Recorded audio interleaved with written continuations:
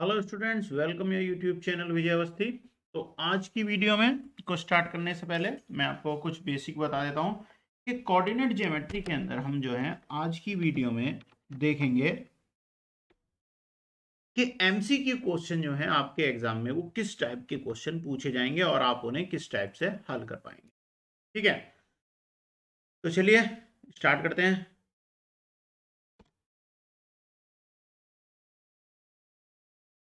तो देखिए, सबसे पहले कोऑर्डिनेट ज्योमेट्री जिसे क्या बोलेंगे, निर्देशांक ज्यामिति। क्लास 10th के लिए बहुविकल्पीय क्वेश्चनों को आज की वीडियो में हम कवर अप करने वाले हैं। देखिए, फर्स्ट देखिए, बहुविकल्पीय जो प्रश्न होंगे यानी एमसीक्यू के नाम से आप इन्हें जानते हैं, तो ये किस टाइप से आएंगे आपके क्वेश्चन में। देखिए, सबसे पहले आपको अगर एक इस टाइप से ये जो क्वेश्चन आएगा, आपको एक नंबर में मिलेगा इस टाइप का क्वेश्चन। ये पहले भी 2019 में आ चुका है।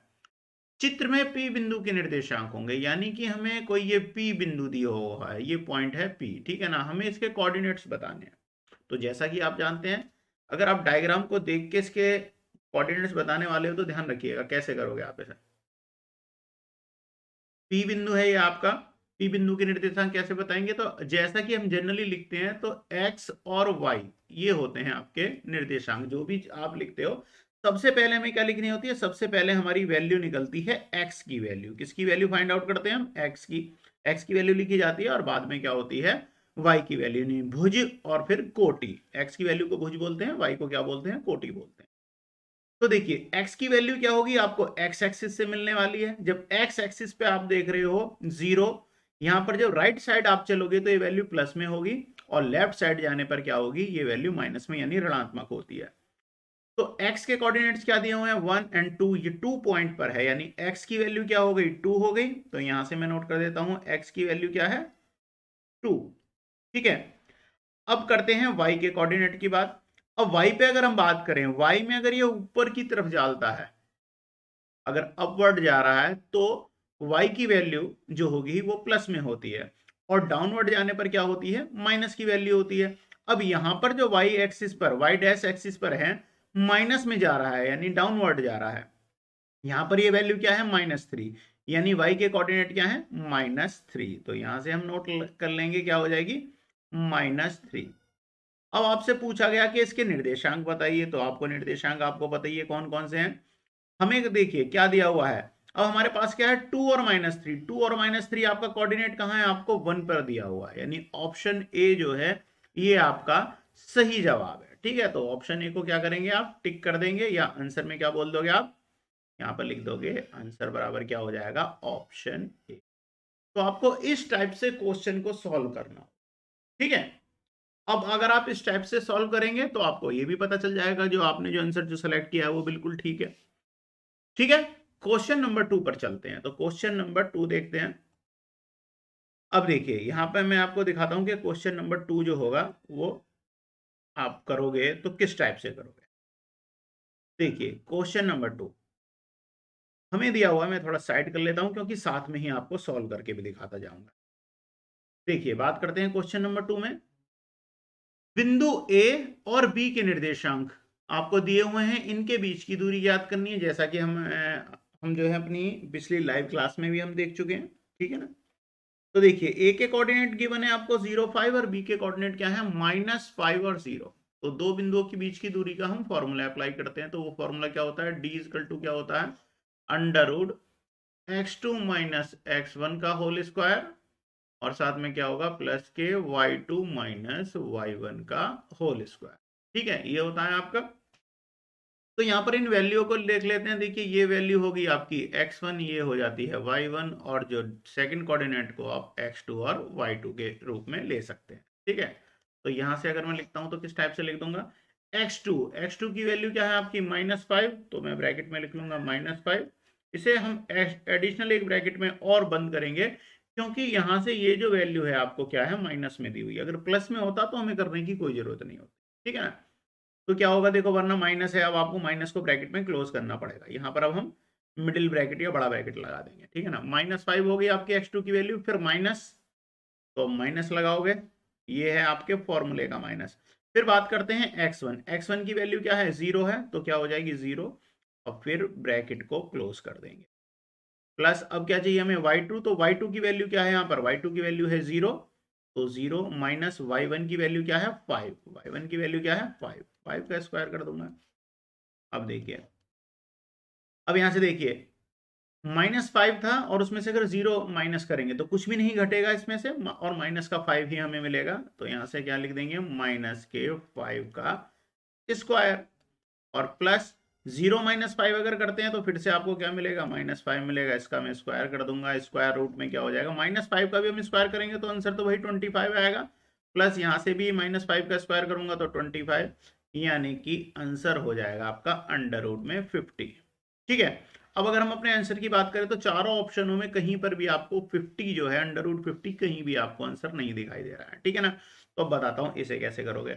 अब आपको अंडर रूट 5 जो है ना, इसका एलसीएम लेके आपको ये स्क्वायर रूट में चेंज करना पड़ेगा। तो स्क्वायर रूट में कैसे चेंज करेंगे आप, देखिए 50 है, अगर मैं उसका अंडर रूट लेता हूँ 2 से डिवाइड करूंगा 25 टाइम, फिर से अगर मैं क्या करता हूँ 5 से डिवाइड करता हूँ तो 5 टाइम, और फिर से अनदर टाइम अगर मैं 5 से डिवाइड करूंगा तो 1 टाइम, यानी कि 5 इंटू 5 इंटू 2 मिल गया।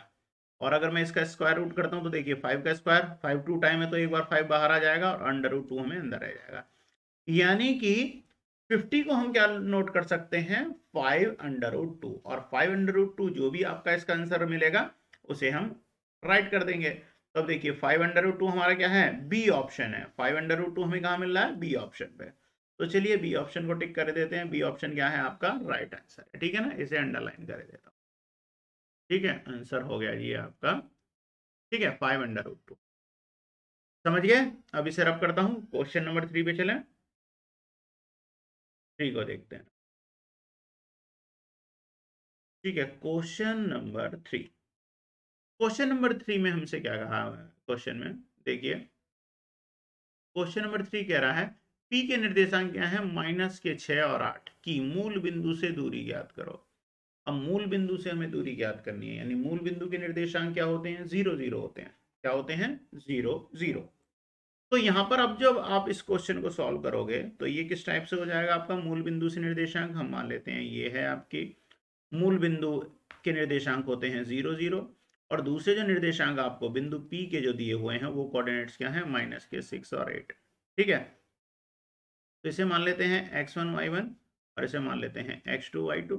ठीक है, फिर से दो बिंदुओं के बीच की दूरी का फॉर्मूला लगा दोगे आप, d इजकल टू क्या होता है y x2 की वैल्यू क्या है -6, माइनस है तो फिर से मैं ब्रैकेट में रहता हूँ -6 -0 का होल स्क्वायर, और प्लस y2 8 -0 का होल स्क्वायर। तो यहाँ से क्या हो जाएगा, माइनस के 6 अगर करूंगा तो स्क्वायर रूट करूंगा तो 36 ही आने वाला है, 8 क्या करूंगा 64 आएगा, अंडर रूट में कर दूंगा 100 आएगा, और 100 का अंडर रूट क्या होता है 10 होता है। ठीक है ना, तो इसके निर्देशांक, तो इसके मूल बिंदु से दूरी क्या हो जाएगी आपकी, सी ऑप्शन हो जाएगा, आंसर क्या है हमारा 10 मिला है। ठीक है ना, तो इस टाइप से ये हो गया जी आपका आंसर, आप इस तरीके से सॉल्व करेंगे आपके आंसर डेफिनेटली एकदम सही जाएंगे। ठीक है ना, और आपके एमसीक्यू में आप जानते हो कि आंसर जो कहते हैं नम मार्क्स जो हैं उनके वो कटते नहीं हैं, तो आपको पूरे नंबर मिलेंगे। ठीक है, तो इस टाइप के जो भी आपको निकालने हो उन्हें आप इस तरीके से निकाल सकते हैं। ठीक है ना, और हम बड़े आंसरों की भी बात करेंगे जो कुछ क्वेश्चनों में हमें मिलने वाले हैं। अब देखिए क्वेश्चन नंबर 4, 5 0 और माइनस के 12 0 के बीच की दूरी ज्ञात करो। ये भी सेम बिल्कुल ऐसे ही होगा जैसे हमने क्वेश्चन नंबर 2 को किया है। ठीक है ना, तो आप कर लेंगे, आप इसे सॉल्व कर लेंगे, चलिए बता ही देते हैं। ठीक है ना, चलिए, तो आपके ये दो बिंदुओं की, तो बिंदु बना लेते हैं, हम मान लेते हैं ये ए हो गया और ये क्या हो गया बी, और इनके निर्देशांक क्या दिए हुए हैं 5 और 0, और फिर दिया हुआ है आपको -12 और, ठीक है ना, तो ये जो है वैल्यू ये क्या हो जाएगी आपकी x1, ये हो जाएगी y1, ये x2 और ये होगी y2। d equal to square root फिर से x2 यानी -12 का स्क्वायर, सॉरी -12। ठीक है ना,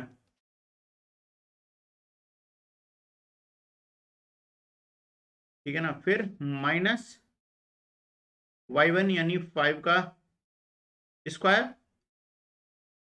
प्लस y2 यानी 0, और y1 की वैल्यू भी क्या है 0 ही है। तो देखिए अंडर रूट में हमें क्या मिल रहा है, माइनस के 12 और माइनस के 5 कितने हो गए, -17 का स्क्वायर, और प्लस 0 - 0 इक्वल टू 0 का स्क्वायर हो जाएगा, तो इससे तो कोई फर्क पड़ना ही नहीं है। अब देखिए 17 का अगर मैं यहाँ से स्क्वायर कर दूं, देखिए हमें क्या मिला, 17 का स्क्वायर। अब आप चाहो तो देखो स्क्वायर से अंडर रूट कैंसिल हो जाएगा, तो आंसर क्या मिलेगा, 17। ठीक है, ये आप क्या कर सकते हो, 17 का स्क्वायर करके वापस अंडर रूट करोगे तो भी वैल्यू तो वही बन के आने वाली होती है। ठीक है ना, तो अब अगर हम 17 का स्क्वायर करते हैं, ठीक है, तो हमें क्या मिलेगा, देखिए 17 इंटू 17 इक्वल टू क्या होता है, 289, और फिर से अगर मैं इसका अंडर रूट करूंगा तो फिर से आपको 17 ही आंसर। तो इसका आंसर क्या हो जाएगा, ऑप्शन डी 17 दिया हुआ है, ये हो गया ये आपका आंसर। ठीक है, अब हम चलते हैं क्वेश्चन नंबर 4 पर। तो क्वेश्चन नंबर 4 को देख लेता हूं। क्वेश्चन नंबर 4, देखिए क्वेश्चन नंबर 4 क्या कह रहा है हमसे, क्वेश्चन नंबर 4 हो गया, sorry question number 5। Question number 5 में हमसे क्या बोला गया है, ए ओ बी सी एक आयत है जिसके 3 निर्देशांक हमें ये दिए गए हैं, इसका विकर्ण है, हमें इसका क्या निकालना है, डायगोनल फाइंड आउट करना।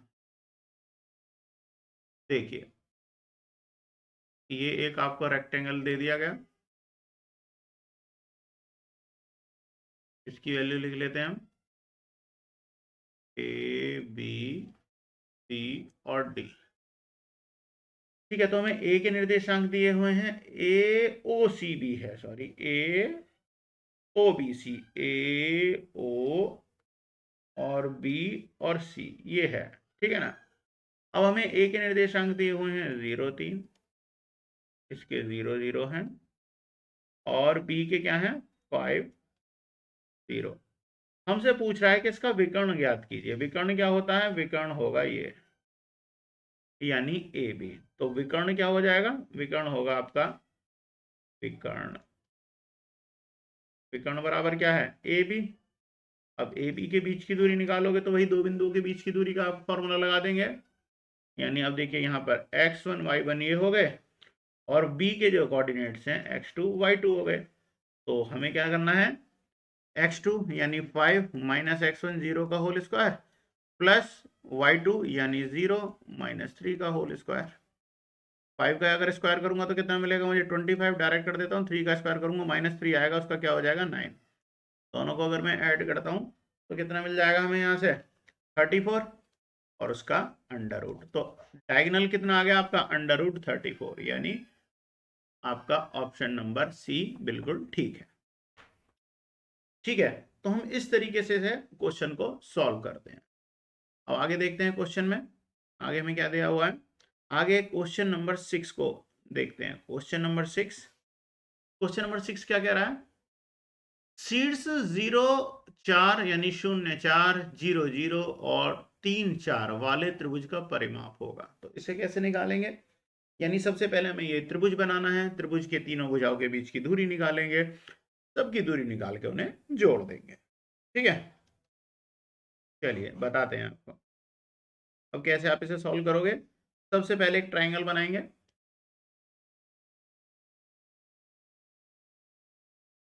ठीक है, अब इस ट्राइंगल के नाम लिख लेते हैं ए बी सी। ये क्या है, एक त्रिभुज हो गया। ठीक है, एबीसी एक त्रिभुज हो गया। अब यहां से हमें करना क्या है, ए के निर्देशांक क्या दिए हुए हैं, ए के निर्देशांक हमें दिए हुए हैं 0 4, और बी के हमें मान लेते, हमें दिया हुआ है 0 0, और सी के निर्देशांक क्या हैं 3 और 0। ठीक है, अब हमें क्या करना है, हमें परिमाप निकालना है। परिमाप का मतलब क्या होगा, A B plus B C plus C A या ए सी। ठीक है ना, तो हमें परिमाप निकालने के लिए बोला है, तो परिमाप बराबर क्या हो जाएगा, परिमाप बराबर क्या हो जाएगा, A B plus B C और प्लस सी ए। यानी कि ए बी की दूरी निकालो, बी सी की दूरी निकालो, सी ए की दूरी निकालो, और तीनों का सम कर दीजिए। तो पहले हम ए बी निकालते हैं, तो मैं आपको बताता हूँ, ए बी आप निकालोगे अंडर रूट, वही दो बिंदुओं के बीच की दूरी का फॉर्मूला लगाएंगे। तो मैं यहाँ से लगाना स्टार्ट कर रहा हूँ। तो ये क्या हो जाएगा आपका, x1 y1 मान लेते हैं, इसे मान लेता हूँ मैं x2 और y2। ठीक है, तो x2 यानी 0 माइनस 0 का whole square plus y2 0 minus 4 का होल स्क्वायर। तो 0 माइनस अगर 0 करूंगा तो 0 का होल स्क्वायर जो होगा वो 0 ही होगा। 4 का 0 माइनस 4 करेंगे माइनस के 4, और माइनस के 4 का स्क्वायर करूंगा तो 4 का स्क्वायर आ जाएगा। यहाँ से स्क्वायर से मैं से काट दूंगा तो आंसर बनेगा आपका 4। तो ए बी की दूरी कितनी आ गई? 4 सेंटीमीटर, या सेंटीमीटर या मीटर आप कुछ भी कह सकते हैं, 4 आ गई बहरहाल। अब मुझे निकालना है बीसी की दूरी, तो मैं बीसी की दूरी निकाल लेता हूँ। अब चलें बीसी की दूरी निकाल लेते हैं। बीसी बीसी की दूरी आ जाएगी वही सेम। अब देखिए यहाँ पर हम अगर इसे हमने माना है x2 y2, तो इसे मान लेते हैं x1 y1, कोई फर्क नहीं पड़ता, ठीक है ना। आंसर तब भी आपका वही आता है। अब देखिए फिर से निकालता हूं मैं x2 यानी 0 माइनस 3 का होल स्क्वायर और प्लस y2 यानी 0 माइनस 0 का होल स्क्वायर। तो यहाँ से भी क्या हो जाएगा, -3 का स्क्वायर कर दूंगा, और 0 माइनस 0 करूंगा तो आगे आपको 0 ही मिलने वाला है, तो स्क्वायर रूट से ये कैंसिल हो गया, तो इसकी वैल्यू कितनी आ गई? 3। तो यहाँ से बी सी के बीच की दूरी कितनी आ गई? 3 सेंटीमीटर। मैं लिख देता हूँ 3 सेंटीमीटर में, या किसी में भी माप कर लेंगे, 3 आ गई। अब हमें चाहिए ए बी के बीच की दूरी। किसकी दूरी चाहिए? ए बी के बीच की दूरी। अभी आपने देखा ए बी के बीच की दूरी कितनी आई है? 4। बी सी की कितनी दूरी आई है? 3। अब हमें निकालना है ए सी, ठीक है। तो अब ए सी को ले लेते हैं, नोट करते चलिएगा, जगह मेरे पास कम है, मैं इसलिए इसे थोड़ा रफ करके बना रहा हूँ, ठीक है ना। रफ कर देता हूँ। ए सी इक्वल टू क्या हो जाएगा? अब देखिए, अब हमने यहाँ पर x1 y1 माना है, तो ये भी x1 y1 है, तो अब हम इसे x2 y2 मान लेंगे, ठीक है ना, क्योंकि ए सी के बीच की दूरी हम निकाल रहे हैं। तो अब मैं इसे x2 y2 बना देता हूँ, x2 और y2 मान लेते हैं। तो फिर से x2 यानी 3 माइनस 0 का होल स्क्वायर, और प्लस फिर से y2 0 माइनस 4 का होल स्क्वायर। तो देखिए 0 माइनस 3 करूंगा तो 3 ही मिलेगा, तो 3 का स्क्वायर, और प्लस 0 माइनस 4 करूंगा तो मुझे क्या मिलेगा? 4 मिलेगा। 4 का होल स्क्वायर हो जाएगा, 3 का स्क्वायर क्या मिल जाएगा? 9, 4 का हो जाएगा 16, अंडर रूट में 25, और इसका अंडर रूट कितना हो जाएगा? 5। तो यानी कि ए सी के बीच की दूरी कितनी आ गई? 5। क्या बन गई है? 5। हमसे क्वेश्चन में क्या पूछा था? हमसे क्वेश्चन में क्या पूछा है? इसका परिमाप ज्ञात कीजिए। परिमाप का मतलब क्या था? A B plus B C plus C है, तो तीनों को जोड़ देंगे। तो देखिए 5 ए सी हो गई 5, ये हो गई 3, 5 और 3 8, 8 और 4 कितने हो गए? 12। यानी आंसर क्या हो जाएगा? 12, ठीक है ना। 12 को टिक कर लीजिए। आंसर क्या हो गया आपका? 12। कैसे हो जाएगा? देखिए 4 प्लस 3 प्लस 5 इजकल टू कितना हो गया? 12। तो आंसर क्या बन गया हमारा? 12, ठीक है। क्वेश्चन नंबर 7 पे चलें, नोट कर लीजिएगा, ठीक है। मैं इसे रब किए दे रहा हूं। क्वेश्चन नंबर 7 हमसे कह रहा है, क्वेश्चन नंबर 7 में हमसे बोला गया है कि शीर्ष 30, 70 और 84 वाले त्रिभुज का क्षेत्रफल है। यानी कि ये क्या है? एक त्रिभुज के क्षेत्रफल दिए हुए हैं, और इन त्रिभुज के क्षेत्रफलों के अकॉर्डिंग हमें क्या करना है? इन शीर्षों के अकॉर्डिंग इसका क्षेत्रफल फाइंड आउट करना, ठीक है ना। चलिए ये एक त्रिभुज बना लेते हैं हम। त्रिभुज हो गया ए,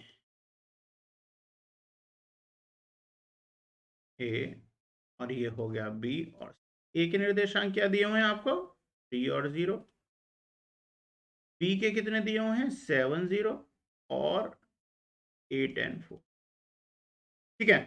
अब त्रिभुज के क्षेत्रफल का फॉर्मूला क्या होता है? एरिया ऑफ ट्राइंगल बराबर क्या होता है? 1/2 ब्रैकेट में x1 y2 minus y3 plus x2 y3 minus y1 plus x3 y1 minus y2, ये होता है, ठीक है ना। तो इसके अकॉर्डिंग अब हम निकालेंगे, तो क्या होगा? 1/2 ब्रैकेट में, ये हो गया जी आपका x1, ये हो गया y1 मान लिया, ये x2, ये y2, और ये हो गया x3 और ये y3, ठीक है। x1 की वैल्यू रख लेता हूँ 3 ब्रैकेट में, y2 की वैल्यू क्या है? 0 माइनस y3 की वैल्यू क्या है? 4, ठीक है, प्लस x2 7, y3 की वैल्यू क्या है 4, माइनस y1 की वैल्यू 0, प्लस x3 यानी 8, y1 यानी 0, माइनस y2 भी 0 है। अब देखिए 1/2 ब्रैकेट में, अब 0 माइनस 4 अगर मैं यहां से करता हूं तो क्या मिलेगा 4, 7 into 4 minus 0 equal to also 4, और प्लस 8 इंटू 0, तो ये तो प्रोडक्ट ही आपका 0 बन जाएगा।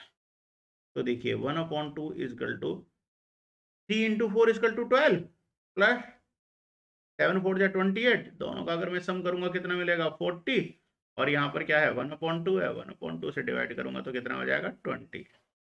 तो एरिया ऑफ ट्राइंगल कितना हो गया आपका 20। तो यहां से आप देखिए 40 इन दोनों का सम आया, 1/2 ये वाला, तो मैंने कैंसिल आउट किया तो कितना हो गया 20। तो एरिया ऑफ ट्राइंगल एबीसी कितना हो गया 20। ठीक है, अब हम यहां देखें तो अम्मा यार यहाँ तो कहीं हमें 28, सॉरी 20 दिया हुआ ही नहीं है। एक बार चेक करें कहीं हमने गलत तो नहीं करा।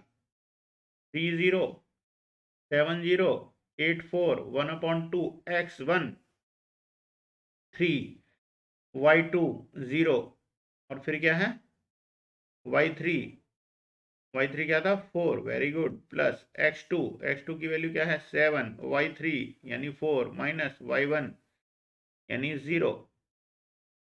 ठीक है, वेरी गुड, प्लस x3 यानी 8, y1 यानी 0, माइनस y2 ऑल्सो 0। ये इसका प्रोडक्ट ये हो गया 0, 0 में 0 की मल्टीप्लाई करूंगा हो जाएगा 0। भाई 8 में अगर मैं 0 में से 0 के तो कितना बचा 0 बचा, और 0 की 8 में मल्टीप्लाई करूंगा तो 0 ही तो आएगा। अब 7 4 जा 28, 7 चौक 28, 3 चौक 12, 28 और 12 बराबर 40, 1/2 यार 20 ही तो आएगा। क्वेश्चन में उन्होंने 28 रखा है, पागलपने के काम कर रहे हैं। 0 माइनस 0 अगर करोगे तो आपको 0 ही मिलता है, और 0 की 8 में मल्टीप्लाई करोगे तो 0 आएगा, ना कि 8 आएगा। और ये घोंचू क्या कर रहे हैं यहाँ पर, इसे 8 मान के, इसे 28 और 28 अगर इसे आप इसे कर दोगे 7 चौक 28 और प्लस क्या है ये 28 है, तब भी आपका कितना हो जाएगा, हाँ फिर हो जाएगा आपका 48, और 48 को काट के 24, ये सब साले पागल हो गए। सॉरी मेरे मुंह से गाली नहीं की, ठीक है। तो यहाँ पर आंसर आना चाहिए 28, और यहाँ पर ये मिसप्रिंट है, हम इसे बना देते हैं 20, सॉरी 28 नहीं 20 आएगा, ठीक है। तो इसी तरीके से अब आपका नेक्स्ट क्वेश्चन है, क्वेश्चन नंबर 8 में आपको ये दिए हुए हैं कि सीड्स हैं, हमें बताना है ये किसके सीड्स हैं। आप बिल्कुल इसी तरीके से जैसा हमने पिछला करा था, ए और बी के बीच की दूरी निकालना, बी सी के बीच की दूरी निकालना, और फिर ए सी के बीच की दूरी निकालोगे, ठीक है ना। मैं आपको बता देता हूँ कैसे कैसे करने वाले हो, ठीक है ना। तो देखिए कैसे करोगे, हमने माना कि एक त्रिभुज बना लिया हमने, इनके नाम लिख लीजिए। ये हो गए ए, ए बी और सी। कोऑर्डिनेट्स आपको क्या गिवन है, -4 और 0, फिर क्या है 4 और 0, और थर्ड दिया हुआ है 0 और 3। आपको क्या करना है, ए बी के बीच की दूरी निकालनी है, जैसे कि अभी हम निकाल लेते, फिर बी सी निकालना है, और फिर क्या निकालना है सी ए। अब देखिए अगर ए बी सी ए, अब हमें दे रहा है समकोण त्रिभुज है, अगर समबाहु त्रिभुज है, देखिए अगर तीनों की दूरी बराबर आ जाती है, ये बराबर ये, यानी कि ए बी बराबर बी सी बराबर सी ए आता है, तो कितना हो गया समबाहु त्रिभुज हो जाएगा। अगर इनमें से कोई दो वैल्यू बराबर आती हैं, ए बी बराबर बी सी और सी ए अलग आती है, तो आपका हो जाएगा समद्विबाहु त्रिभुज, ठीक है ना, समद्विबाहु त्रिभुज हो जाएगा तब। और अगर तीनों ही भुजाएं अलग आती हैं, ए बी डिफरेंट आती है, बी सी भी डिफरेंट आती है, सी ए भी डिफरेंट आती है, तो हो जाएगा आपका विषम बाहु त्रिभुज, समझ गए। और एक चीज अब आपका रह गया ऑप्शन ए, अगर समबाहु त्रिभुज कब होगा, जब आप इन्हें निकालेंगे और आपकी अगर तीसरी भुजाई यानी ए सी का स्क्वायर बराबर ए बी स्क्वायर और प्लस बी सी स्क्वायर अगर आता है, तो यानी कि एक किसी भी तीसरी भुजा का वर्ग अन्य दो भुजाओं के वर्ग के योग के बराबर आता है, तो आपका क्या हो जाएगा समकोण त्रिभुज, ठीक है। तो इसी तरीके से आप अपने क्वेश्चन को सॉल्व करेंगे, तो यही एक अच्छा तरीका होता है जिसमें से आपको ज्यादा से ज्यादा मार्क्स मिलते हैं। नेक्स्ट क्वेश्चन को देखते हैं। नेक्स्ट क्वेश्चन कह रहा है बिंदु 7-6 और 3-4 को मिलाने वाले रेखाखंड के आंतरिक रूप में 1:2 के अनुपात में विभाजित करने वाला बिंदु निम्नलिखित में स्थित होगा। तो सबसे पहले हमें क्या करना होगा, तो ये जो इसका फॉर्मूला होता है वो हमें अप्लाई करेंगे, फिर आपको एक्स और वाई की वैल्यू पता चलेगी और उसके अकॉर्डिंग आप प्रथम चतुर्थांश, द्वितीय, तृतीय, चतुर्थ की बात करेंगे। ठीक है, मैं आपको फॉर्मूला बता देता हूँ आप कैसे करने वाले। ठीक है ना, तो देखिए कैसे करेंगे। इसका फॉर्मूला होता है, ये इसे x1 y1, x2 y2 और ये m1 m2।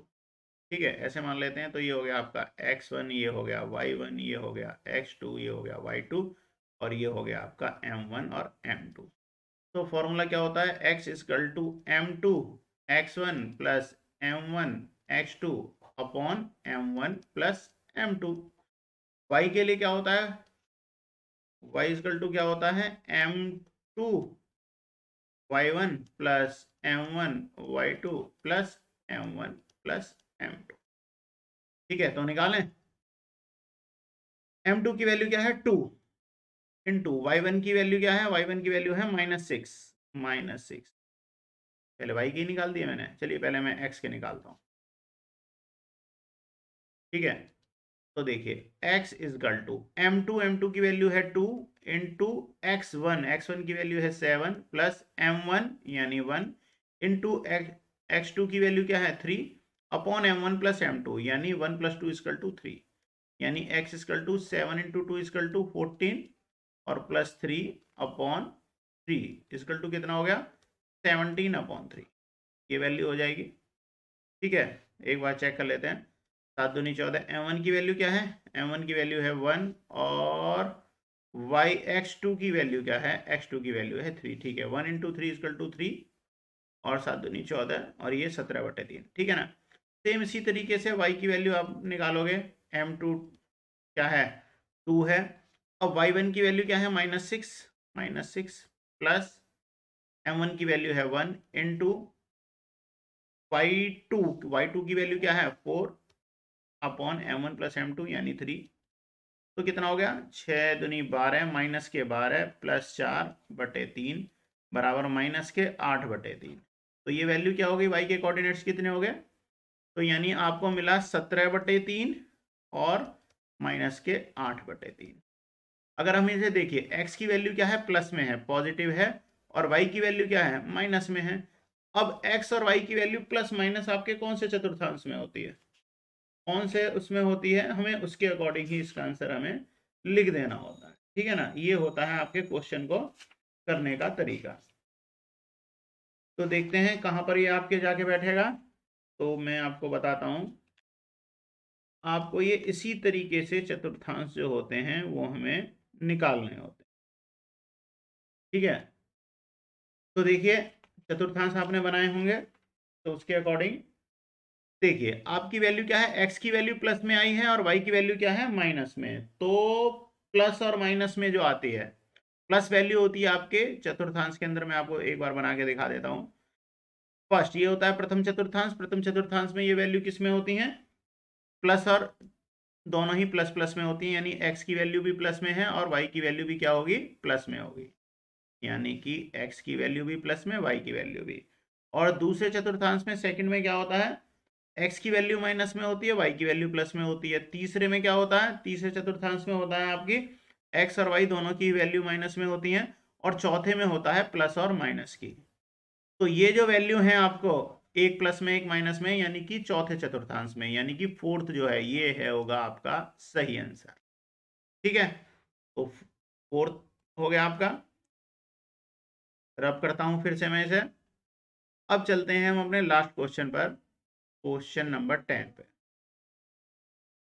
क्वेश्चन नंबर 10 क्या कह रहा है, बिंदु ए और बी के निर्देशांक को मिलाने वाले रेखाखंड के लंब समद्विभाजित पर स्थित एक बिंदु है। ठीक है ना, इसे भी दो बिंदुओं के बीच की दूरी समद्विभाजक से मतलब है कि आपको m1 m2 की वैल्यू 1 1 दी हुई है। ठीक है ना, ये आपको इनडायरेक्ट वे में बोल रहा है 1 और 1 किसकी वैल्यू है, m1 इजकल टू 1 और m2 इजकल टू भी क्या है 1, और ये वैल्यू हो जाएगी आपकी x1 y1, ये हो जाएगा x2 और y2। तो वही जैसे हमने ये वाला क्वेश्चन करा था, ठीक है ना, बिल्कुल इसी तरीके से करेंगे और आपके निर्देशांक जो भी आएंगे, आपके दो ऑप्शन ये दिए हुए हैं, ये आपको दिखाई नहीं दे रहा होगा, मैं आपको फिर से यहाँ पर नोट करके बता देता हूँ कि ये ऑप्शन क्या था। ए के निर्देशांक आपको क्या दिए हुए थे, बुक में से क्वेश्चन देख लेते हैं क्या दिया हुआ था। ठीक है, तो इसके निर्देशांक जो हमें दिए हुए थे,